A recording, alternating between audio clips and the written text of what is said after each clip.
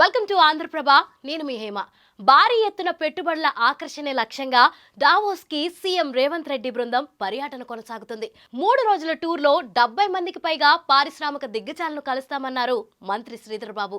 తెలంగాణకు భారీ ఎత్తున పెట్టుబడులు ఆకర్షించడమే లక్ష్యంగా తమ టూర్ సాగుతుందన్నారు. రాష్ట్రంలో పెట్టుబడులు పెట్టడానికి అనుకూల వాతావరణం ఉందని వరల్డ్ ఎకనామిక్ ఫోరం వేదికగా చెబుతామన్నారు. ఈ నెల 19 వరకు స్విట్జర్లాండ్లోని డావోస్లో జరగనున్న వరల్డ్ ఎకనామిక్ ఫోరం 54వ వార్షిక సమావేశంలో సీఎం రేవంత్ రెడ్డి బృందం పాల్గొననుంది.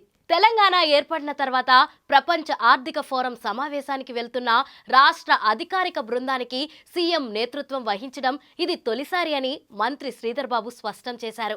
విదేశీ భారతీయ పారిశ్రామికవేత్తలను కలిసి కొత్త ప్రభుత్వ విజన్ ప్రాధాన్యతలను వివరించడానికి వరల్డ్ ఎకనామిక్ ఫోరం అవకాశం ఇస్తుందన్నారు.